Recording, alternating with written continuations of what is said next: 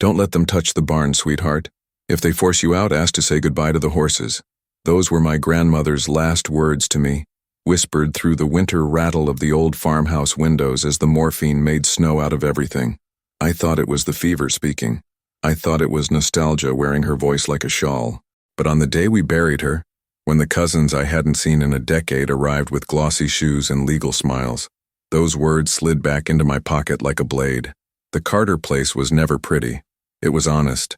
Long fields shaved close by January frost. A wind that came scraping down from the river's bend as if it had traveled all night to find us. Paint peeling where the porch met the doorframe like too thin skin over bone. My boots made a sound on the steps I'd known since childhood, hollow then solid, because one board always rang false. The house remembered me. The people inside pretended they didn't. "Daniel," said my cousin Reed, not offering his hand. "Tough week for everyone." He'd grown taller and narrower, the way ambition stretches a man. Beside him, Aunt Jo tucked a strand of colorless hair behind her ear. The lawyer, a younger man with an expensive coat and damp breath, placed a folder on the table where we used to shell peas. "We'll make this simple," the lawyer said, "which is how you know it won't be. Per the updated will, the property is to be sold and proceeds divided. Until that happens, the executor," he nodded at Reed, "has authority over the premises." "You mean me," Reed said, eyes bright, as if he'd won a game he didn't understand. I looked past them through the window.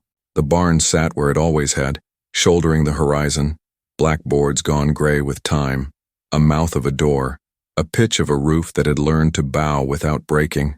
I smelled hay, even from here. It lingered in the walls the way grief lingers in a family. The horses were gone, sold years ago when money got tight, but the barn still breathed like a sleeping animal. "You can't be here," Aunt Jo said softly, as if gentleness were a courtesy she could afford, "until the sale clears." "I'm sorry." They expected shouting. They expected me to knock the folder off the table and call them thieves. But Grandma's words pressed cool against my palm. I smiled. "All right," I said. "Then let me visit the barn. Just once. To say goodbye." The lawyer shifted, already measuring the cost of saying no. Reed made a show of sighing, of being magnanimous. 5 minutes, he said, "and don't take anything." "Wouldn't dream of it," I said, which was almost true. Outside the sky threatened rain but held it like a secret, the way my grandma always had. Gravel spoke under our feet, each stone a syllable. The smell changed as we crossed the yard. Diesel ghosts from the old tractor, wood dust, the mineral breath of the well. My fingers remembered the latch before my eyes found it. Metal cold, rough where my grandfather's hand had worn it down over years. Inside, the light went gentle, barn light. It falls sideways through slats and grows patience in the air. Dust lifted as we entered, rising like a congregation when the hymn starts. The floor was packed earth, dark with the memory of hooves, and the far stall still held the half door with the bite marks from a mare named Lila who never learned to wait.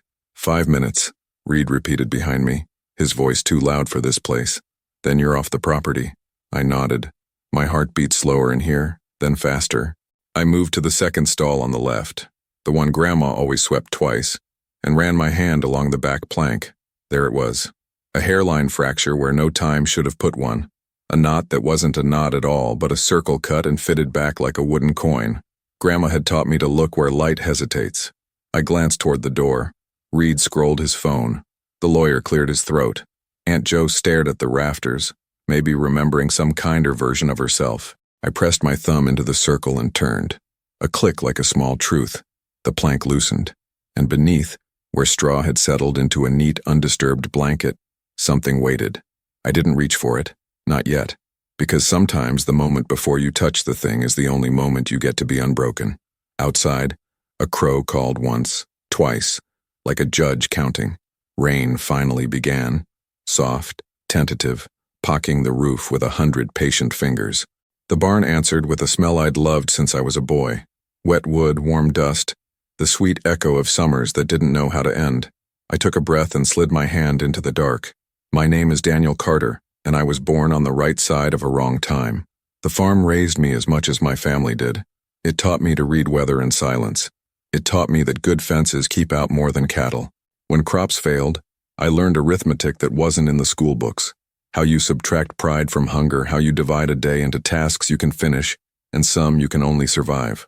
When the bank called, we answered with extra shifts at the feed store. When the roof leaked, we moved our beds and called it weather. When Grandma laughed, the house forgot to creak for a while. You don't leave a place like that. It leaves you little by little the way July leaves the honeysuckle. First the color, then the scent, then the bees. After Grandpa died, Grandma and I kept the place running on baling twine and faith.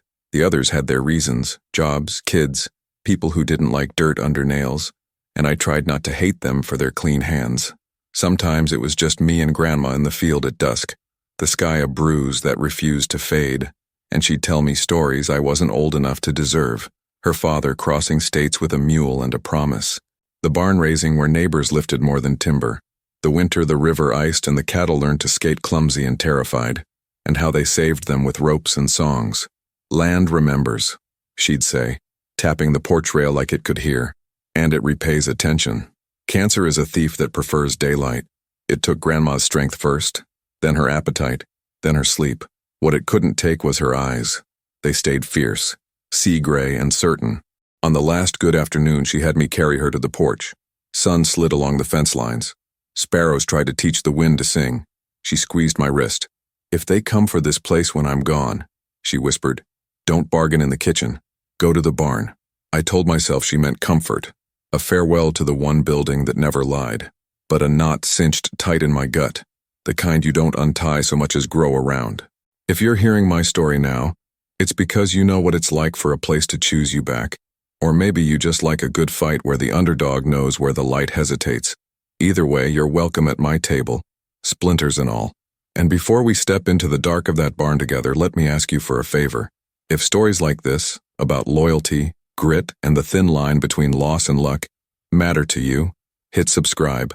It means this channel can keep telling them the way they deserve to be told, with mud on the boots and truth in the voice. Tap subscribe now, so you don't miss the moment the dust lifts and everything changes. Ready? Then come with me. The rain has started, the door's open, and my hand is reaching into the straw where my grandmother's last secret waits. My fingers closed around canvas. Not paper, not wood. A pouch, oiled and stiff, tied with a knot that could only have been made by someone who knew both rope and patience. I eased it free, brushing straw from stitches that had outlived seasons. The pouch held its shape like a small animal taught to keep very still. What's that? Reed asked, suspicion waking in his throat. Just trash, I said lightly, because barn talk is always quiet. I slipped it into my jacket pocket without looking inside. The weight surprised me, denser than it looked, the way truth gets heavier when you try to carry it alone. Time's up, the lawyer said, as if mercy were billable by the minute. Aunt Jo's eyes had changed. She'd seen the pouch.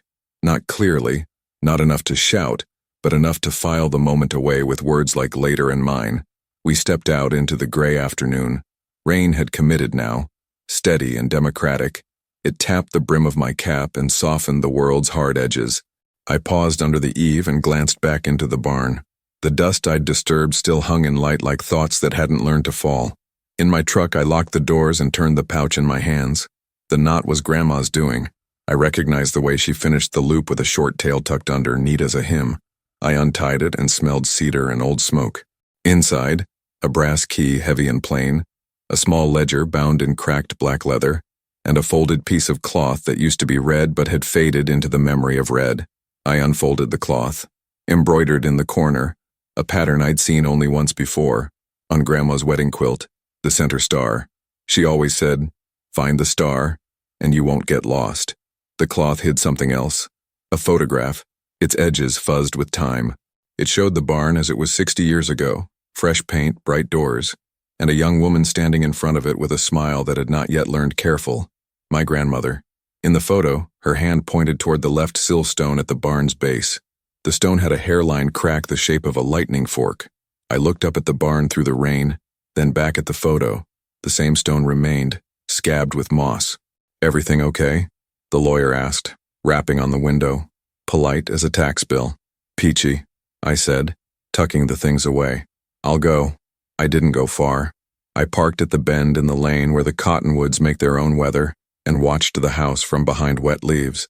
Reed strutted in and out, phone to ear, carving his future in the air with his free hand. Aunt Jo moved like a person who remembered love, but had traded it for security. The lawyer left first, his taillights smearing red in the rain. Then Reed pulled out fast and turned toward town. Toward the bank, probably, the kind of place that loves an executor. Aunt Jo stayed. Lights came on in the kitchen, then the living room. A figure crossed the window and paused where Grandma's chair had been. My chest tightened. When the driveway finally went still, I took the long way around. The back pasture's fence had a weak place near the gully where the soil sags after storms. I slipped through and kept low. The rain soaked through boots and jeans in stubbornness, but the cold sharpened me. At the barn's rear, hogweed leaned in like gossip. I knelt at the left sillstone, fingers probing for that lightning-shaped crack. It was there, same as the photo promised. The brass key hummed in my pocket like a live wire. I found the keyhole by accident, or fate. A thin slot disguised as a carpenter's flaw sat under the stone's lip. The key fit. When I turned it, the ground did something I felt only twice. Once the day we buried Grandpa, and once when I knew I loved a woman who didn't love me back. It shifted. The stone lifted a half-inch, enough for my fingers. I pried, and a small section slid free to reveal a chamber no bigger than a loaf of bread. Inside, wrapped in tar paper, lay a metal box. Not new, not rusted either. Someone had kept this safe with paint and prayer. I didn't open it there. The rain would feed on any paper inside. I slipped the box into my pack and replaced the stone. Thunder argued with itself far off. The air smelled like pennies and a promise. I circled back the way I'd come, but a figure waited at the corner of the barn. Reed, an umbrella tugged by the wind. A smile that mistook cruelty for confidence. "Thought you might be sentimental," he said. "People like you always are. People like me?" I adjusted the pack. Water trickled down my neck, finding the places a boy's scars grow into a man's. "Tenants of history," he said. "Caretakers, the world's cleaners. You do the work. We make the decisions. Lucky world," I said, "that you were born to run it." His eyes gleamed. "Where is it?" "Where's what?" "The thing you took from the stall." "I saw. You gave me 5 minutes to say goodbye," I said. "I said it."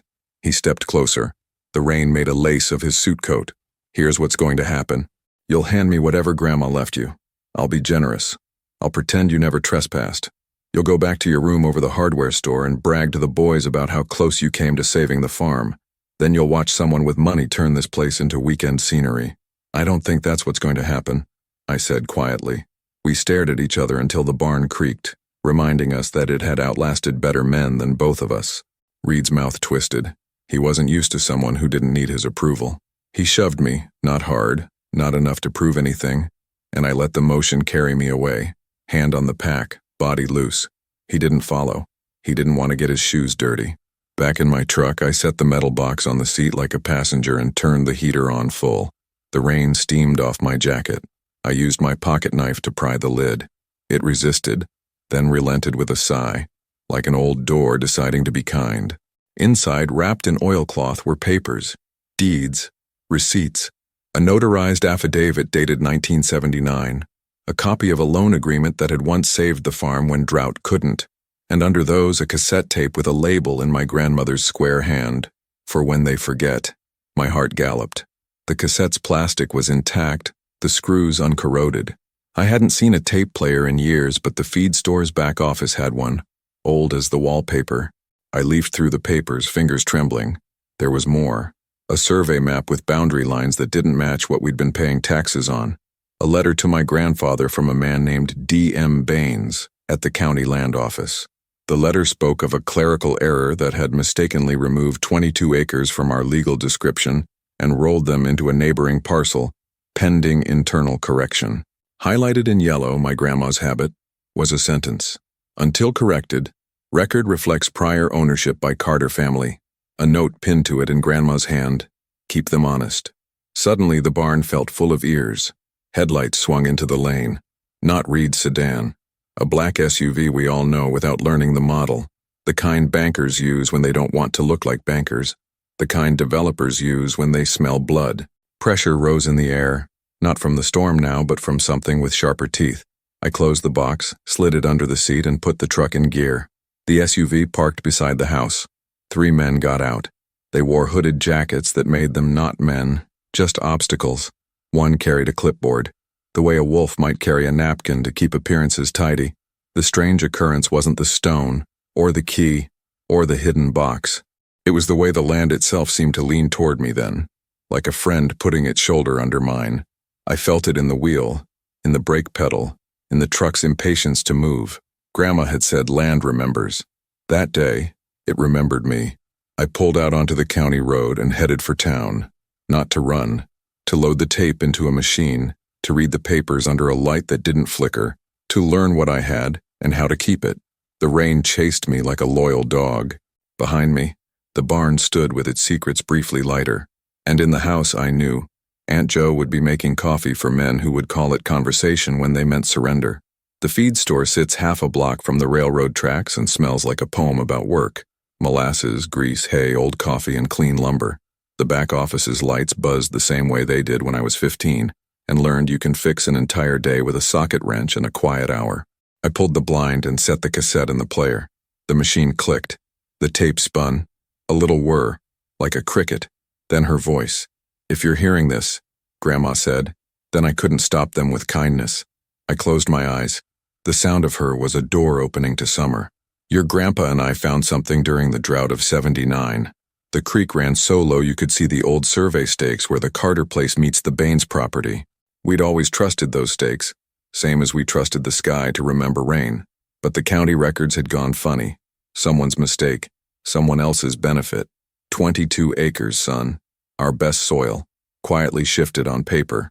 I went to town with my Sunday face on and was told to be patient.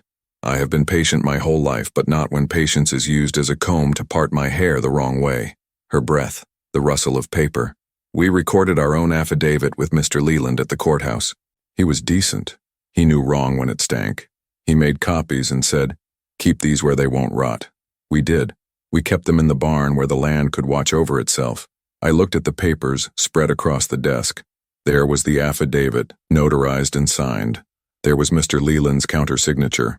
And there, God bless small towns, was a handwritten note from him. 'If contested, see taped statement, J.C.' Grandma continued, 'Daniel, if this is you, and I hope it is, you'll need more than a memory and a story. You'll need proof, and you'll need a fight that isn't ugly. The people who like to change lines on maps hate daylight. Give them too much of it.' The tape clicked softly. Then Grandpa's voice, tinny with age but steady. 'Son, check the left sillstone. Don't take a lawyer to a snake fight unless the lawyer owns boots. Baines isn't bad, but the folks who buy his paper aren't farmers. They'll smile at you and steal the soil from under your fingernails. Make copies, don't trust one copy, and don't be alone when you bring this up.' The tape stopped. The player thunked as if clearing its throat. I rewound and listened again, writing down names and dates like a man taking dictation from a ghost. Outside, the tracks hummed with a long passing freight, the sound of distance moving through a place that stays. I made copies at the store's ancient machine. Each page came out with a thin black line down the left like a scar.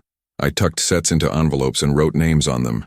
County Clerk, Sheriff, the Gazette, Pastor Merritt, Mrs. Alvarez, who ran the Historical Society and knew where bones were buried and why. Then I called two people who owed Grandma a favor, Gus from the co-op and Lee from the Gazette, who once wrote a story about my grandpa that made him stand taller for a week. "Bring coffee," Gus said. "And don't let anyone talk first if they're not the one with the papers."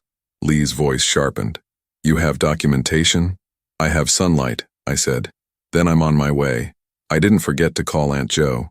It would have been cleaner if I had. "I found something of Grandma's," I told her. "In the barn. I'm giving copies to the county." Silence. Then the kind that isn't. "Daniel," she said, careful, "don't embarrass the family." "Justice doesn't blush," I said, and hated how righteous I sounded. "You think you're the only one who loved her?" Her voice trembled. "You think the only way to honor her is to put your face in a fight? Sometimes the best way to love a place is to let it go. Sometimes the best way is to teach it to bite," I said, and ended the call before we broke something we couldn't fix. By dusk, the office had turned into a tiny courthouse. Gus arrived with thermoses and a pocket knife that could double as a sermon. Lee came with a camera and a directness that made liars nervous. Pastor Merritt leaned his cane against the file cabinet and said a prayer that wasn't for victory, but for clarity. We spread the papers, played the tape, walked the map with our fingers. Lee's eyebrows angled toward her hairline. "You're telling me a clerical error stole your best acres, and nobody made it right because they were waiting for you to die?" "I'm telling you my grandmother didn't die waiting," I said. A rap on the back door. The sheriff, damp hat and skeptical eyes. "Got your message," he said. And another one. He held up his phone. A text from Reed. "Cousins trespassing. Maybe stealing. Please advise." "You going to arrest me?" I asked. "Not tonight," the sheriff said. "Tonight I'm going to listen." We listened together. When the tape ended, the sheriff stared at the player like it might confess more. "Leland was a good man," he said. "Hurt when he passed. If his signature is on that, it isn't for decoration." He looked at the map. "You know what this means for Baines?" "Depends which Baines," Gus said. "The old man is decent, but he sold chunks to folks who think dirt is a commodity you can stack in a warehouse." The sheriff rubbed his jaw. "I can't fix it from here, but I can make sure nobody fixes you." He turned to me. "Be careful going home." Home.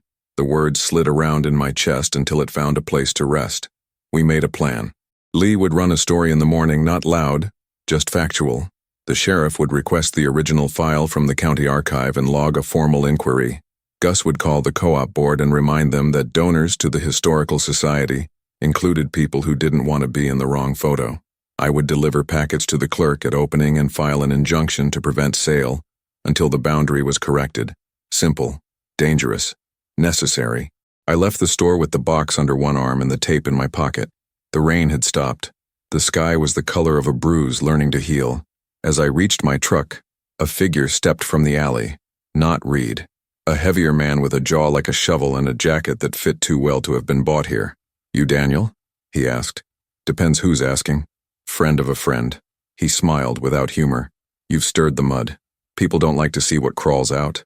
He moved quick. I moved quicker. When you grow up lifting hay bales and expectations, your body learns its own geometry. He reached for the box. I pivoted and let his hand catch air. The tape dug into my thigh. Small, hard, all the leverage I needed. I jammed my knee forward, clipped the back of his leg, and he stumbled. Not enough to fall. Enough to remember gravity. "Tell your friend the mud's been there a long time," I said. "It's about time it got some air." He laughed once, a sound like metal hitting metal. "You think the law is on your side?" "Son, the law is a fence that leans toward whoever paid for the posts." "Maybe," I said, "but I know how to set a brace." He left with a look that understood this conversation wasn't over. At midnight, my phone vibrated.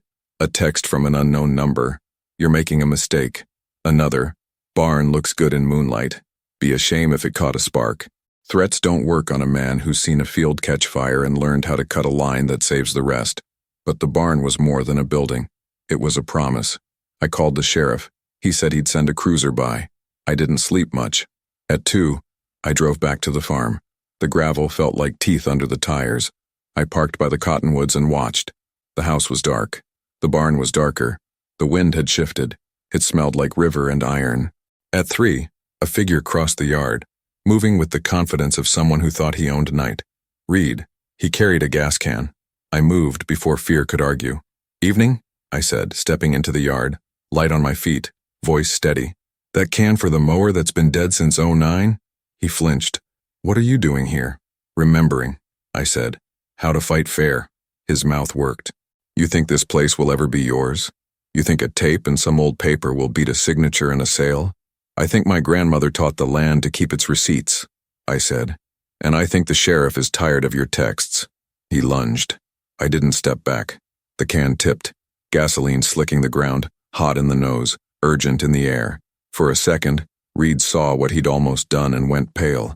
He wasn't evil. He was weak. Weak men are dangerous when they believe strength is a thing you can borrow. Headlights clipped the fence. The sheriff's cruiser rolled in slow, pinning the moment like a bug under glass. Reed froze, then tried to regain some dignity by standing straighter. The sheriff took in the scene. The can, the wet ground, the barn that had survived worse, and sighed. "Evening, boys," he said. "Let's talk about bad ideas." Morning broke hard and bright after a night that had earned it. The Gazette ran Lee's piece above the fold. Historical error could affect long-standing farm borders. No names in the headline, no accusations in the copy, just dates, signatures, and a quote from Mrs. Alvarez. Maps are stories. Sometimes they get told wrong. By 9, the courthouse lobby vibrated with the peculiar energy of rural scandal. Everyone pretending not to care while taking the long way past the bulletin board. I filed the injunction. The clerk, A woman with lipstick that didn't apologize stamped it with the finality of thunder. "You're not the first Carter to bring paper to this counter," she said, "but you might be the last. Make it count." Outside, a black SUV idled. Same men, different day. The one with the shovel jaw stepped forward. "Mr. Carter, our client is prepared to make a generous offer to resolve this amicably. You retain a portion of the sale and—" "No," I said. "You haven't heard the number." "I heard the intention." He smiled. "Intention is a luxury, money is a solution. Money is a measurement," I said. "Today we're measuring something else." He leaned in, lowering his voice. "You think the sheriff and a reporter will save you? We own the planning board. We own the loans. We own the timetables people eat by. Then you've forgotten the one thing you can't own." I let the silence sit until he took the bait. Time. At 10, the county archive opened a window it rarely opened. Boxes came up from the cool dark where paper sleeps and wakes only for things like this. The archivist, a woman younger than the dust but older than most ideas, placed a bound ledger on the table, as if it were warm. The sheriff stood beside me, hat in hand. Lee clicked her pen. Reed hovered near the doorway, trying to look like he'd wandered in by accident. We found the page. 1979. Entries in a clerk's hand that leaned right, eager. There it was. A correction filed, noted, then struck through in red with a margin comment. "Hold per request, Baines." Underlined twice. No later correction, no resolution. The archivist frowned. "That's not procedure." The sheriff's jaw tightened. "No, it isn't." Lee's eyes lit. "May I photograph?" "You may document," the archivist said, already reaching for a form to allow it. "But the book doesn't leave the room." Reed cleared his throat. "I think we're getting worked up over an old misunderstanding." "Old misunderstandings grow snakes," the sheriff said. The room's air thinned the way it does when a storm cell builds 50 miles away. In the hall, footsteps. In the doorway, Mr. Baines, son of the man in the letter, dressed in a suit that tried to be modest and failed. He looked tired, not in body but in conscience. "Sheriff," he said. "Ms. Lee, Daniel." He nodded at me with a gravity that felt like a bridge between men who both knew what a fence post weighs. "I heard there was a concern about our border." "Concern is one word," Lee said. "The ledger has a few others." Baines looked at the page. His face changed in the way a landscape changes when someone points out the animal hiding in it. Surprise, then recognition, then unease. "My father made that note," he said slowly. "He wanted time to talk to the Carters before a correction made resale complicated. He died that winter." He straightened. "If the record is wrong, we'll make it right." The SUV men arrived then, late as always to principle, but early to opportunity. "That won't be necessary," Shoveljaw said. "Our client intends to purchase regardless of the boundary. We can amend after the transaction." Baines turned on him with a look that removed a decade from his spine. "We will not buy an error. We will not sell one either." For a heartbeat the room held its breath. Then the planning board chair, a man whose smile had lanes, stepped in. "Let's not dramatize," he said. "We all want development, jobs, growth. Growth without roots is toppling," Mrs. Alvarez said from the back where she'd appeared like a fairy godmother with a file folder. The sheriff raised both hands. "Here's how this goes. The injunction stands. The boundary gets corrected.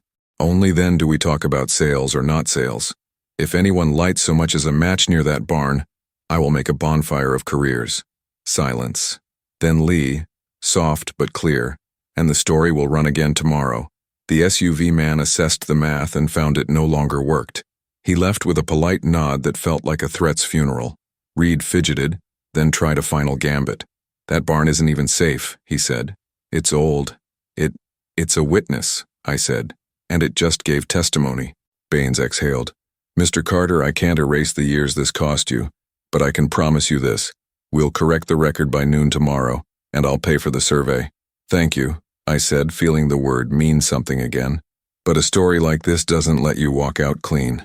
As we left the courthouse, a siren wailed toward the south. Lee glanced at her scanner. "Fire. County Road 12, near the river bend." My stomach fell through the floor.